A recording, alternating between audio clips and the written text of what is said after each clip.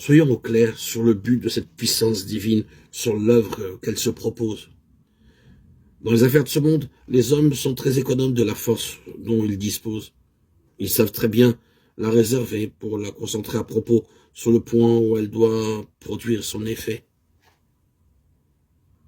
De même, Dieu ne nous donne pas sa puissance, son Esprit Saint pour notre seule satisfaction, encore moins pour nous épargner de la peine ou des efforts.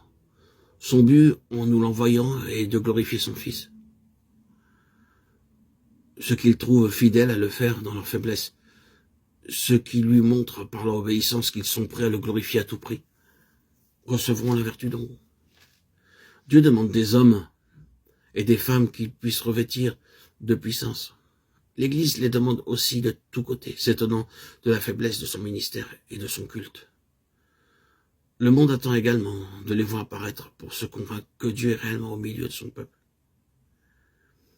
Des milliers d'âmes qui se perdent appellent la délivrance. Et la puissance de Dieu voudrait servir des croyants pour les affranchir.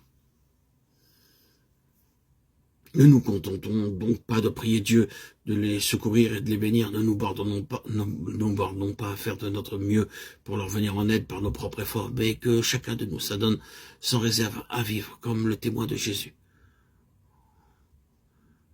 Prions Dieu de faire comprendre à ses enfants qu'ils doivent représenter Christ ici-bas précisément comme autrefois Christ représentait le Père.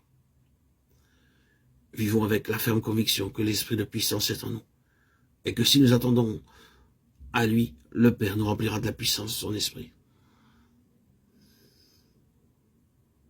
Oh notre Père, nous te remercions de tout ce que tu as préparé pour tes enfants. Nous te remercions de ce que c'est par leur faiblesse même qu'ils peuvent devenir forts, de ce que c'est précisément dans leur faiblesse que ta toute puissance te glorifie. Nous te remercions de ce que tu envoies le Saint-Esprit, l'Esprit de puissance pour apporter à l'Église la présence de Jésus, auquel toute puissance a été donnée, et pour faire de ses disciples les témoins de sa présence. Je te demande, ô mon Père, de me faire comprendre qu'aussitôt que j'ai le Christ vivant, je possède la puissance. Puisse-je apprendre à ne plus l'attendre avec éclat. Puisse-je consentir à ce qu'elle soit toujours la force divine dans la faiblesse humaine, afin que la gloire t'en revienne à toi, seul. Puisse-je apprendre à la recevoir avec une foi qui permette au Christ Tout-Puissant de faire son œuvre dans ma faiblesse. Oh, puisse le Saint-Esprit manifester si puissamment en moi la présence de Jésus, que ce soit lui qui rende témoignage par moi. Oh mon Père, je veux que tout mon être soit soumis à cette sainte puissance. Je veux que tout en moi obéisse à ses lois chaque jour et que tout le long du jour, je veux la servir avec humilité jusque dans les moindres détails. Mon Père, fais régner en moi ta puissance, ton Saint-Esprit, afin que, préparé par elle, je sois propre à être employé par elle. Oh, que le but de ma vie soit de rendre honneur et gloire à ton divin Fils. Amen.